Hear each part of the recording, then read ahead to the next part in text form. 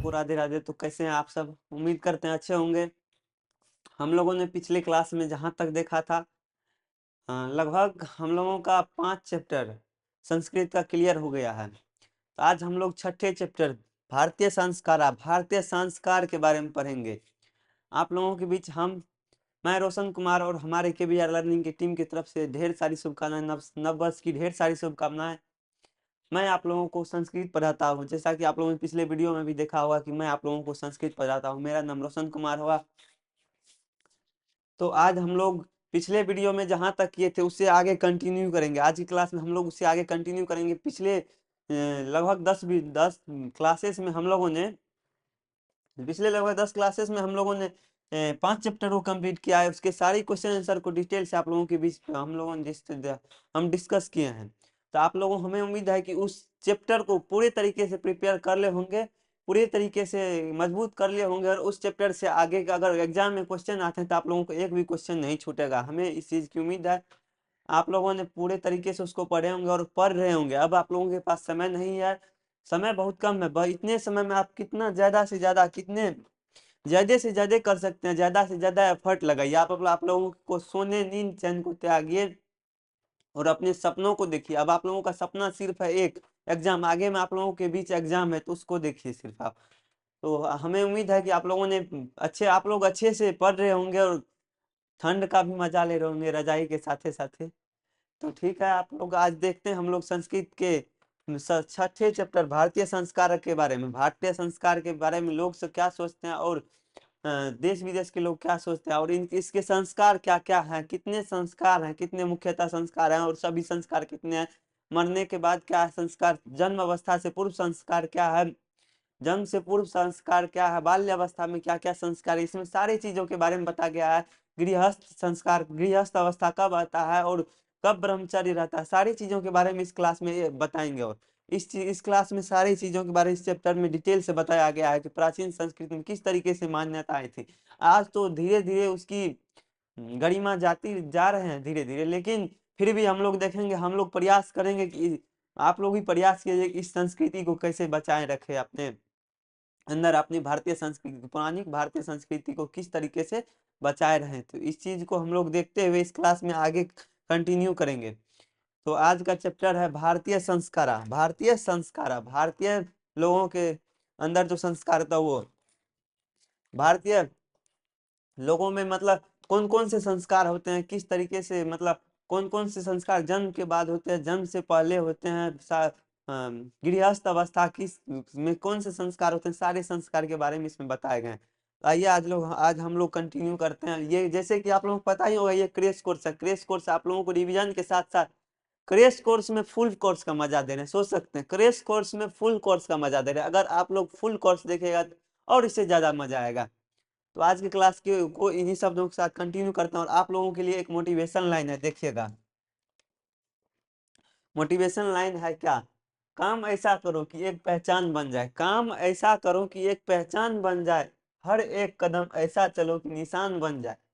काम ऐसा करो कि एक पहचान बन जाए, हर एक कदम ऐसा चलो कि निशान बन जाए। जाए जहां जिंदगी हर कोई काट ही, जाए यहाँ जिंदगी हर कोई काट ही, लेता है जिंदगी इस कदर जियो की मिसाल बन जाए। मतलब कहना है कि हर कोई यहाँ आता है, जिंदगी जीता है, इस तरह जिंदगी जियो कि अपने आप में गर्व हो, जाने के बाद भी लोग याद करें।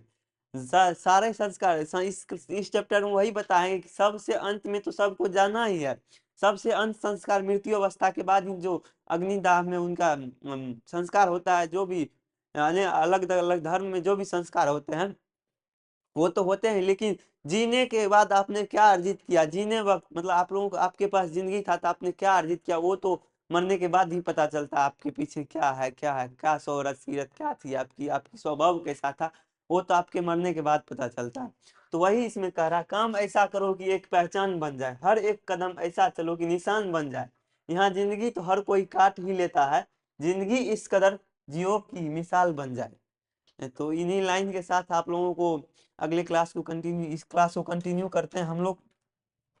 इस क्लास छठा चैप्टर है। इस क्लास में आज छठा चैप्टर भारतीय संस्कारा को पढ़ेंगे। भारतीय संस्कृति में किस प्रकार के संस्कार थे, मतलब किस तरीके से यहाँ भारतीय संस्कार थे और भारतीय संस्कार में कैसे कैसी परंपराएं थी, किस तरीके से कौन से संस्कार निभाए जाते हैं, सारी चीजों को हम लोग आज इस क्लास में डिस्कस करेंगे। यानी कि आप लोगों के साथ कंटिन्यू करें। देखिए आज का चैप्टर भारतीय संस्कार, भारतीय संस्कार चैप्टर है भारतीय संस्कार, यानी कि भारतीय संस्कार, भारतीय संस्कृति, भारतीय संस्कृति में कौन कौन से रूल रेगुलेशन, कौन कौन से नियम से हम लोग गुजरते हैं, वो सारी चीजों के बारे में। और यहाँ देखिए क्या है, संस्कृत, भारतीय संस्कृति अनन्य अनन्य, भारतीय संस्कृति अनन्यतम वशिष्ठतम विद्यते यत् जीवने इ समय समय संस्कार अनुष्ठान अनुष्ठित अनुष्ठिता भवति भवन्ति अनुष्ठिता भवन्ति। भारतीय संस्कार अनन्य, भारतीय संस्कार, भारतीय संस्कृति की एक और यह विशेषता, भारतीय संस्कृति की एक और यह विशेषता है कि ये समय समय पर संस्कार के विभिन्न समय समय पर अनेकों से अनन्यतम अनन्य संस्कारों का अनुष्ठान करते रहते। भारतीय संस्कृति की एक ऐसी विशेषता है कि ये समय समय पर अनंत मतलब विभिन्न संस्कारों का अनुष्ठान करते रहते। भारतीय संस्कृति में अनेक संस्कारों के अनुष्ठान होते रहते हैं, कभी किसी धर्म में ये संस्कार, कभी किसी धर्म में ये संस्कार, अनेकों संस्कार के अनुष्ठान होते रहते हैं। इसी चीज के बारे में बताया गया। अद्य संस्कार शब्द सीमितो वांगमय रूप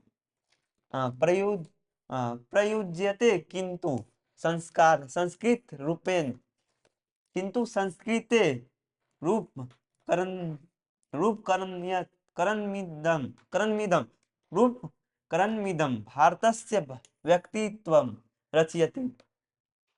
अद्य संस्कार शब्द सीमितो वांग्मय, अद्य संस्कार शब्द सीमितो वांग्मय, आज के मतलब आज के संस्कार में अनुष्ठान में सीमित वांग्मय का रूप रह गया। मतलब आज के संस्कार में सीमित, मतलब आज के संस्कार में जो है ना, भारतीय संस्कार में अब तो थोड़ा धीरे धीरे संस्कृति थोड़ा धीरे धीरे जा रही है, विलुप्त हो रही है, वो भी तो भी बता रहे हैं आज के संस्कार में वांग्मय रूप रह गया है। फिर भी किंतु संस्कृत रूपेण मिदम भारतस्य व्यक्तित्वम रचयति, भारत के लोगों के द्वारा, भारतीय व्यक्तित्वों के द्वारा इस संस्कृति की गरिमा अभी भी बढ़ाए हैं, अभी भी इनका मतलब उच्चतम स्थान है। विदेशे विदेशे निवासन्तो भारतीय संस्काराणां प्रति उन्मुख जिज्ञास्वच्चा, मतलब विदेश के लोग जो है ना, भारतीय संस्कार के प्रति जिज्ञासु रहते हैं कि हमें भी उस संस्कार में जानने का, उस परिवेश में रहने का मौका मिले। विदेश के लोग विदेशे निवासन्तो, विदेशी लोग भारतीय संस्कार के बारे प्रति उन्मुख रहते हैं, उन्मुख जिज्ञासु रहते हैं। और इस उन्मुख जिज्ञासु रहते हैं मतलब उनके अंदर भी ये भावनाएं होती कि हम भी शायद भारतवर्ष में जन्म लेते तो मेरे अंदर भी, मैं भी उस संस्कार में रहता, उस संस्कार में परवरिश होता, मेरी भी उस संस्कार में परवरिश होती और मैं भी उस भारतीय संस्कृति का एक भाग होता। तो विदेशी लोगों का ये एक मानसा होता है। आगे देखिए, पाठे अस्मिन् तेषां संस्काराणां संक्षिप्तः परिचयो महत्त्वं निरूप्यतम्। पाठे अस्मिन् तेषां संस्काराणां संक्षिप्त परिचय महत्व निरूपण। इस पाठ में जो है ना, इसी संस्कार का एक संक्षिप्त रूप का महत्व जो वर्णन किया इस पाठ में जो है यही भारतीय संस्कार के एक संक्षिप्त रूप को, क्या क्या संस्कार है, क्या क्या होते हैं, सारी चीजों को एक संक्षिप्त रूप में जो जो महत्व है, सारी चीजों का वर्णन इस पाठ में किया गया है, तो वही बताया गया है इसमें। आगे देखिए, देखिए पाठ में संस्कार में क्या क्या संस्कार आते हैं, किस तरीके से, मतलब इस पाठ में सभी संस्कारों के बारे में आप लोगों को बताएंगे। और सभी संस्कार कौन कौन से भारतीय संस्कार में होते हैं, कौन कौन से सांस्कृतिक होते हैं अभी भी, कौन कौन से मतलब होते हैं प्राचीन काल से भी कौन कौन होते आ रहे हैं, अभी भी हो रहे हैं। आप लोग देखिएगा, आप लोगों के यहाँ कौन सा नहीं होता वो कमेंट कीजिए, और कौन सा होता है उसको भी कमेंट करना। आप लोगों के यहाँ इस संस्कार को देख के कौन सा संस्कार आप लोगों के यहाँ, कौन से अनुष्ठान किए जाते हैं, कौन से अनुष्ठान अभी नहीं किए जाते हैं, वो भी कमेंट कीजिएगा इस वीडियो को देख के। तो देखिए, भारतीय जीवन में प्राचीन कालात संस्कार महत्व धारियन, भारतीय जीवन जो है ना, भारतीय जीवन प्राचीन काल से ही संस्कारों का, भारतीय जीवन, भारत के परिवेश में रहने वाले लोगों का जीवन प्राचीन काल से ही संस्कारों को महत्व देता है। भारतीय लोग जो है प्राचीन काल से अनेकों संस्कारों को अपने अपने संस्कारों का महत्व देता है। संस्कारा महत्वम धार्यता, संस्कारों का महत्व धारण किया हुआ है। प्राचीन संस्कृत रक्ष ज्ञानम संस्कारेभ्यो जयते। और प्राचीन संस्कृत में संस्कार का रक्षा अभी भी है, मतलब संस्कारेभ्यो जयते, संस्कार का मतलब महत्व अभी भी प्राचीन संस्कृत में। अत्र ऋषीणाम कल्पनासीत यत् जीवनस्य सर्वेषु अत्र ऋषीणाम कल्पनासीत यत् जीवनस्य सर्वेषु मुख्य वासुरेषु वेद मंत्रम पाठ वरिष्ठनाम आशीर्वादम होम परिवार सदस्यम सम्मेलनम च भवेत। अत्र ऋषिनाम, ऋषि लोग यानी कि अभी जो है ऋषि लोग कल्पना करते हैं, कल्पना आसित यत्, ऋषि लोग कल्पना करते हैं कि जीवनस्य सर्वेषु, ऋषि लोग कल्पना करते थे, अत्र ऋषि लोग कल्पना करते थे कि जीवन में सर्वेषु मुख्यावेशेषु वेद मंत्र का पाठ करना जीवन में सबसे मुख्य काम है। सर्वेषु मुख्यासु वासेषु, मतलब सबसे मुख्य काम है कि जीवन में वेद मंत्र का पाठ जाप करें। प्राचीन काल में सबसे मतलब वेद मंत्र, भारतीय संस्कार में वेद मंत्र का सबसे वरिष्ठ स्थान था। प्राचीन काल में वेद मंत्र को सबसे वरिष्ठ स्थान पे रखा हुआ था। वेद का पाठ करना अनिवार्य था सभी के लिए, जो भी शिक्षा का ग्रहण के उसके लिए। तो वही कहना है कि ऋषि लोगों का कहना था कि प्राचीन काल में जीवन के सर्वेषु काल में वेद मंत्र का पाठ करना अनिवार्य है, और वरिष्ठतम आशीर्वाद, वरीय लोगों का मतलब श्रेष्ठ लोगों का आशीर्वाद लेना अनिवार्य है। होम परिवार सदस्यम सम्मेलनम च भवेत, और होम परिवार सदस्यों का मेल मिलाप होना यह भी जरूरी है। यही बताया भारतीय संस्कार में होम करना, बड़े लोगों का आशीर्वाद लेना और वेद मंत्र का पाठ करना, यह सब सारे चीज का जरूरत भारतीय संस्कार में ये सारे चीज होते हैं, अभी भी होते हैं ये सारे चीज। तत्सर्वम संस्कारानाम अनुष्ठाने संभवती, और इस तरह संस्कार का अनुष्ठान होता है। एव संस्कारा महत्वम धारयति, और संस्कार एक महत्वपूर्ण रूप धारण किया हुआ है। एव संस्कार महत्वपूर्ण रूप धारण किया हुआ है भारतीय संस्कार में। किच संस्कारस्य मौलिकस्य अर्थ परिमार्जन, किच संस्कारस्य मौलिकस्य अर्थ परिमार्जन गुना धर्म रूपा न विस्मर्यते, मतलब कुछ संस्कारों का मौलिक अर्थ है, मतलब इस तरह संस्कारों का मौलिक अर्थ है कि परिमार्जन रूप और गुण धर्म और गुण धर्म का अनुष्ठान करते हुए इसको ना भुलाएं, मतलब अपनी संस्कृति को ना भुलाए, अपने संस्कार को ना भुलाए, अपने संस्कार का उजागर करते हुए चले, मतलब भारतीय संस्कार में यह शिक्षा देता है प्राचीन काल से। अतः संस्कारा मानवस्य क्रमशः परिमार्जने दोषानयने गुणाधाने च योगदानम कुर्वन्ति। अतः संस्कारे, इस तरह संस्कार का मानवस्य क्रम परिमार्जन, मानव जीवन में इस तरह संस्कार का मानव जीवन में क्रमशः परिमार्जन यानी कि दोषों का परिमार्जन और गुण धर्म का योगदान, इस तरह भारतीय संस्कार में दोषों का परिमार्जन और गुण धर्म का अपने अंदर समाहित, मतलब अपने अंदर ग्रहण करना गुणों और धर्म को, ये भारतीय संस्कार देता है कि आप एक धर्म संस्कृति से चले और अपने गुण को, अपने धर्म को दूसरे के प्रति ईर्ष्या न रखें। च योगदानम कुर्वन्ति, इसमें योगदान देता है भारतीय संस्कार और संस्कृति, हमारी संस्कृति।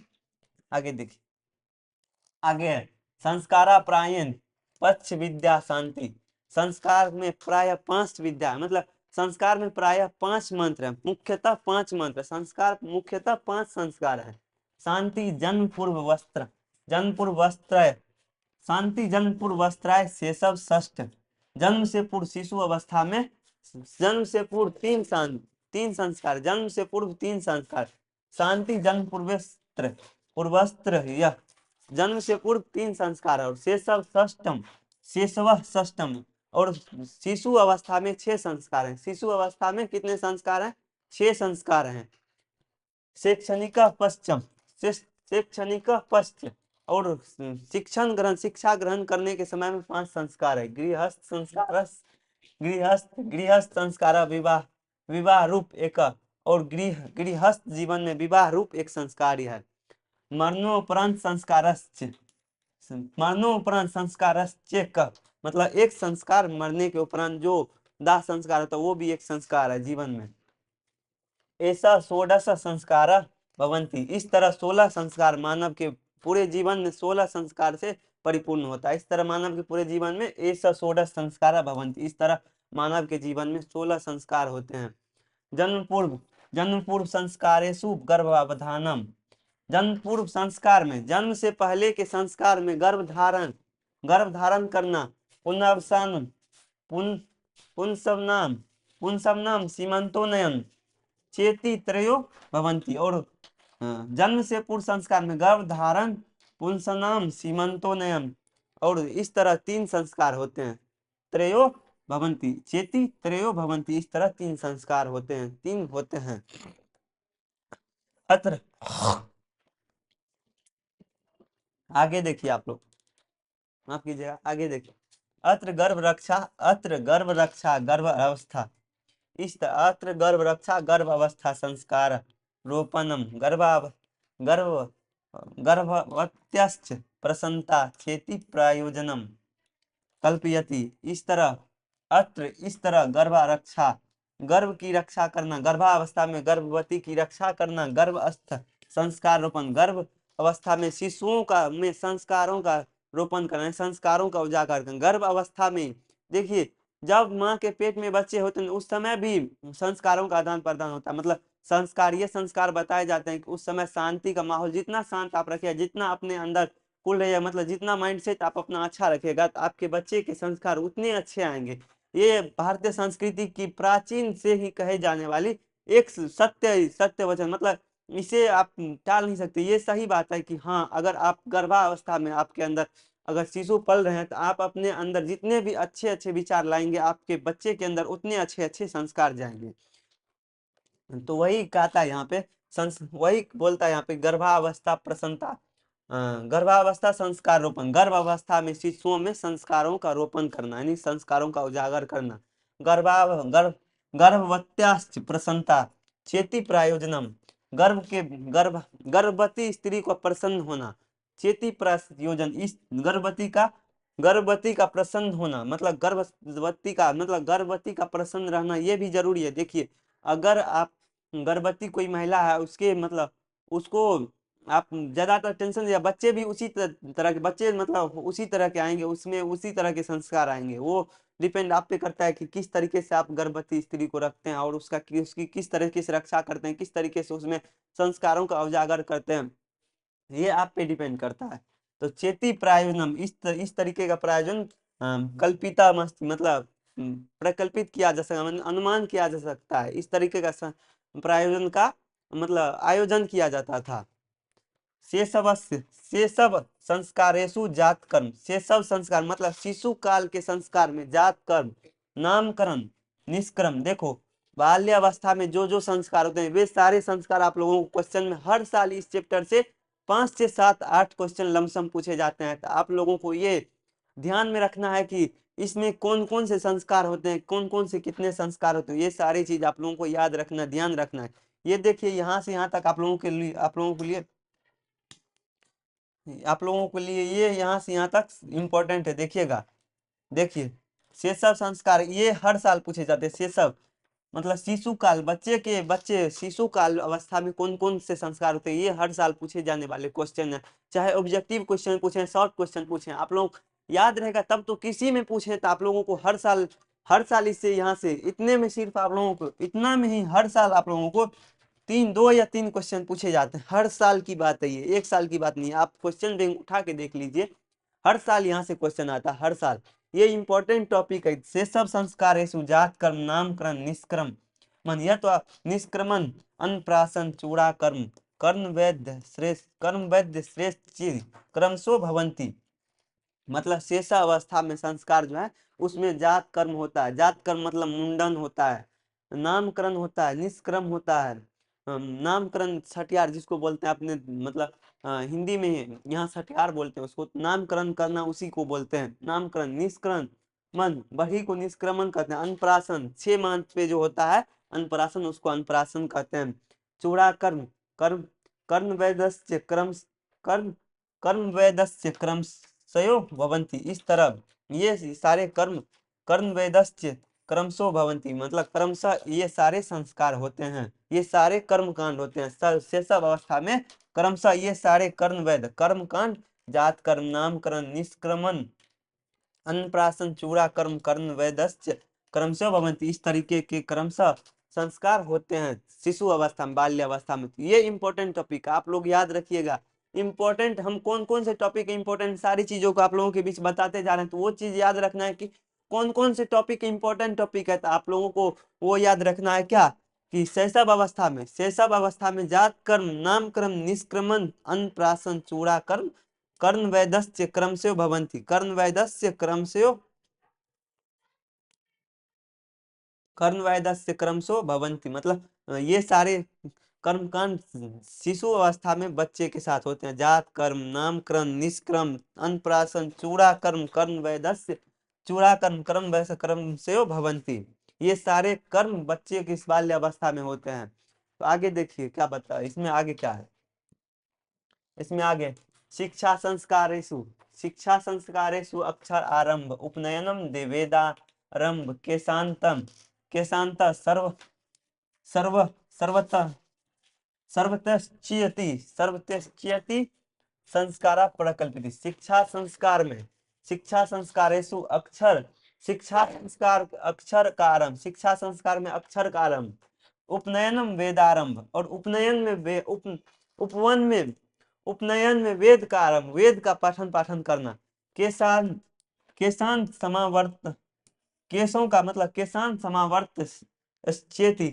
समावर्तश्चेति मतलब केशों का मतलब वो जात कर्म जो होते हैं उसी को केशांत समावर्त चेति कहता है, जिसको मतलब मुंडन कहते हैं अपने लोग।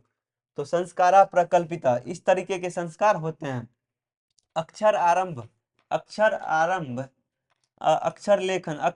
में अक्षर लेखन, अंग लेखन च शिशु प्रारभ्यते मतलब अक्षर आरंभ में जो है अक्षर का आरंभ करता है संस्कार में, उसमें बच्चे को अक्षर लेखन मतलब अंक लेखन और अक्षर लेखन सिखाया जाता है। अक्षर लिखना और अंक लिखना सिखाए जाते हैं इस कर्म में।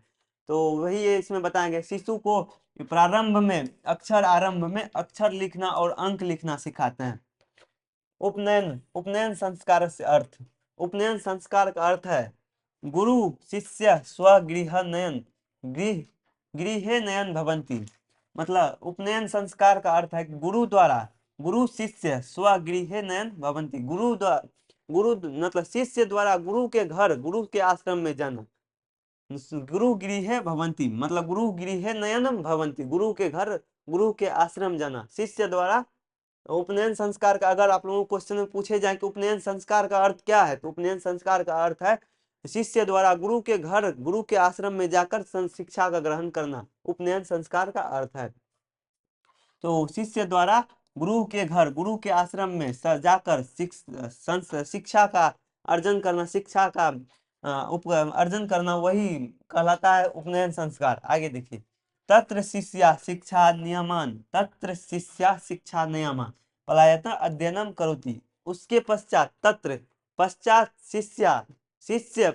उसके पश्चात शिष्य जो है तो शिक्षा का ग्रहण, शिक्षा नियम का पालन करते हुए अध्ययन करते हैं और शिक्षा का ग्रहण करते हैं। उसके पश्चात जब बाल्यावस्था में वो शिष्य द्वारा गुरु के आश्रम में जाया जाता है, तो उसके पश्चात जो होता है शिष्य जो है शिक्षा नियम का पालन करते हुए अध्ययन करते हैं। ते नियम ब्रह्मचर्य वर्ते समाविष्ट। इस नियम को मतलब इस नियम को ब्रह्मचर्य व्रत कहते हैं, मतलब इस अनुष्ठान को ब्रह्मचर्य व्रत कहते हैं, जिसमें शिष्य द्वारा वहां जाके गुरु के आश्रम में जाके शिक्षा ग्रहण करता है, उस नियम को ब्रह्मचर्य व्रत कहते हैं। प्राचीन काले शिष्य ब्रह्मचारी इति कथ्यते अस्मा। प्राचीन काल में शिष्य को ब्रह्मचारी कहे जाते थे, इति कथ्यते अस्मा।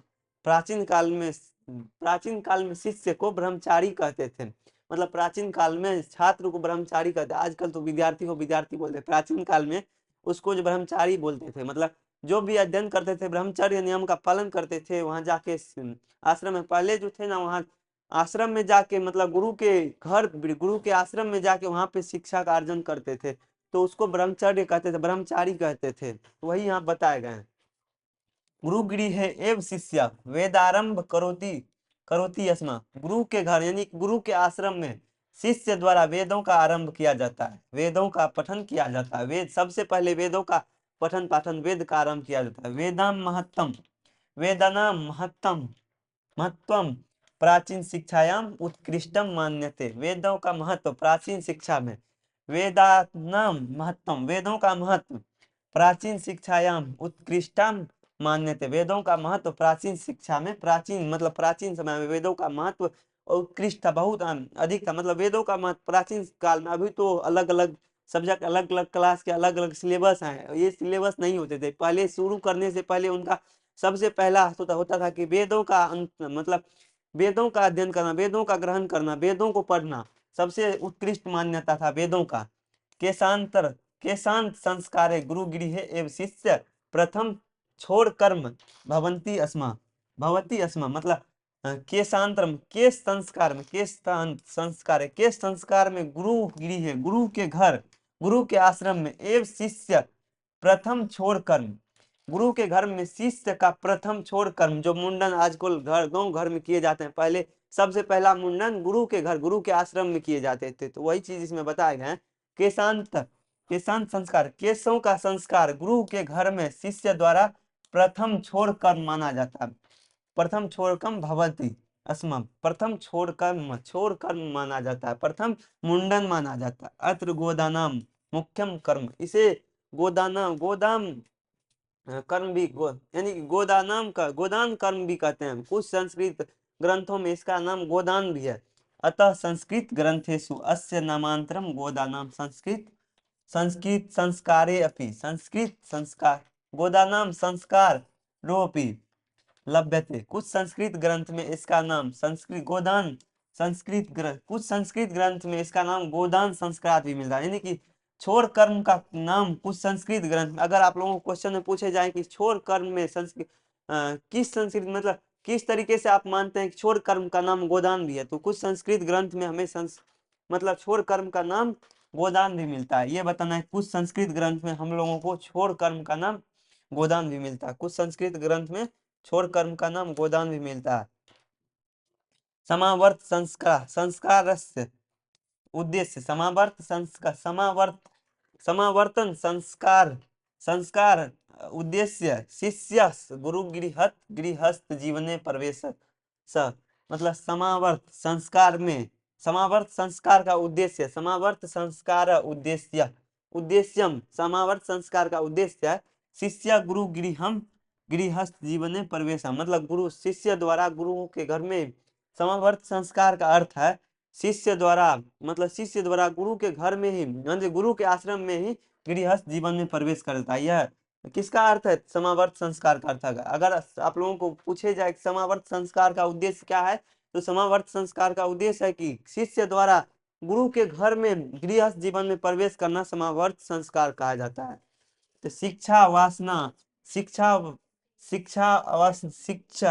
अवसाने गुरु शिष्यम उपदि शिक्षा वासने गुरु शिष्यानाम उपदेश गृहम प्रेषयति। मतलब शिक्षा खत्म होने के बाद, जब शिष्य द्वारा शिक्षा खत्म हो जाता है, तो उसके पश्चात गुरु द्वारा शिष्य को कुछ उपदेश दिए जाते हैं और उसके बाद उसे घर भेजा जाता है। मतलब यही बोलता है, शिक्षा खत्म होने के बाद गुरु द्वारा कुछ उपदेश देकर उसे घर भेजे जाते हैं। उपदेशु प्रायण जीवनस्य धर्म, मतलब उपदेश में जो प्रायः होता है जीवन धर्म के बारे में प्रतिपद्य जीवन धर्म के बारे में बताया। जीवन में कौन कौन से धर्म आपके हैं, कौन कौन से आप करें कौन न करें, तो इनके बारे में बताया जाता है। जो उपदेश दिए जाते हैं उसमें है जैसे यथा सत्यवदम, सत्य बोले। गुरु द्वारा सबसे पहला मतलब कुछ उपदेश में जैसे कि सत्य बोले, सत्य धर्म, मतलब सत्य बोले, सत्य बोलने का अनुमति गुरु द्वारा दिए थे, सत्य बोलने का अनुमति, सत्य हमेशा सत्य बोले। धर्मचर्म, धर्म का आचरण करें, मतलब धर्म आचरण का पालन करें, आपका जो धर्म वही करें, मतलब धर्म से बाहर मत, जो आपके अंदर मतलब आपका जो धर्म करता है वही आप करें, ये बताते हैं, ये संस्कार दें। हाँ, स्वाध्यायनम प्रमद इत्यादि, स्वाध्यायनम प्रमद इत्यादि। स्व अध्ययन से उद्विग्न नहीं हो, मतलब स्व अध्ययन से उद्विग्न मतलब बुरे आचरण से न, बुरे आचरण का मतलब पालन न करे, ये बताए जाते हैं। ये सारे शिक्षा गुरु द्वारा जब शिष्य का शिक्षा ग्रहण पूरा हो जाता है तो ये सारे वो उपदेश दिए जाते हैं और उसके बाद उसे घर भेजे जाते हैं। आगे देखिए, विवाह संस्कार पूर्वक में मनुष्य, विवाह संस्कार में मनुष्य मनुष्य वस्तुतः गृहस्थ जीवन प्रवेशति। विवाह संस्कार से ही मनुष्य वस्तुतः गृहस्थ जीवन में प्रवेश करता है, विवाह संस्कार के पश्चात ही मनुष्य वस्तुतः गृहस्थ जीवन में प्रवेश करता है। जैसे जिस शादी हो जाता है उसी के बाद मतलब गृहस्थ जीवन में मनुष्य जो होता है शादी के बाद ही प्रवेश करता है। तो वही बताए गए विवाह संस्कार पूर्वक में मनुष्य वस्तुतः गृहस्थ जीवन प्रवेशयति। विवाह संस्कार के पश्चात ही मनुष्य मुख्यतः वस्तुतः गृहस्थ जीवन में प्रवेश करता है। विवाह पवित्र संस्कार मत यत्र नाना विधि कर्म कांड भवंती, मतलब विवाह एक पवित्र संस्कार है जिसमें यत्र नाना विधि मतलब अनेकों प्रकार के कर्म कांड होते हैं, कर्म कांडनी भवंती, अनेकों प्रकार के अनुष्ठान किए जाते हैं, अनेक प्रकार के कर्म कांड होते हैं। तेसु तेसु वाग्दानम मंडप निर्माण वधु गृहे वर पक्षस्य स्वागतम वर्ध वरवध्यो परस्परम निरीक्षणम कन्यादानम अग्नि स्थापनम पाणिग्रहणम लाजा होम सप्तपदी सिंदूरदानम इत्यादि। मतलब विवाह के संस्कार जैसे देखो कुछ संस्कार तेसु वरदानम मतलब वर वर द्वारा वधु को वरदान देना, मतलब वरदान देना कि हाँ वचन देना। मंडप निर्माण करना। वधु गृह है वर पक्ष स्वागतम, वधु के घर वर पक्ष का स्वागत करना। वधु के घर मतलब बारात का स्वागत करना, वधु के घर वर पक्ष का स्वागत करना। वर वध्यो परस्परम निरीक्षण, मन की वर वधु द्वारा परस्पर एक दूसरे को देखना, एक दूसरे को निरीक्षना, मतलब एक दूसरे को देखना। वर वधु द्वारा एक दूसरे को देखना, एक दूसरे को निरीक्षना, यही कहता है परस्पर वर वधु परस्परम निरीक्षणम, एक दूसरे को देखना, वर वधु द्वारा एक दूसरे को देखना। कन्यादान जो पिता के द्वारा किया जाता है। अग्नि स्थापन मतलब अग्नि के सामने जो शपथ लिया जाता है, स्थापना। पानी ग्रहणम एक संस्कार होता है। लाज होम होम जो किए जाते हैं वहाँ। सप्तपदी मतलब सात वचन लेना। सिंदूरदान इत्यादि संस्कार होते हैं, मतलब इत्यादि संस्कार शादी में होते हैं। गृहस्थ जीवन में प्रवेश करने से पहले शादी विवाह संस्कार में इत्यादि साधन, इतने संस्कार के अलावा और कई संस्कार होते हैं और कई अनुष्ठान होते हैं। सर्वत्र नाम रूपेण विवाह संस्कारस्य प्रायेण आयोजनम, सर्वत्र नाम समान रूप से विवाह संस्कार का आयोजन किया जाता है। भवती सर्वत्र समान रूप से विवाह संस्कार का आयोजन प्रायः आयोजन किया जाता है। भवती तदंतरम गर्भाधारणम संस्कारा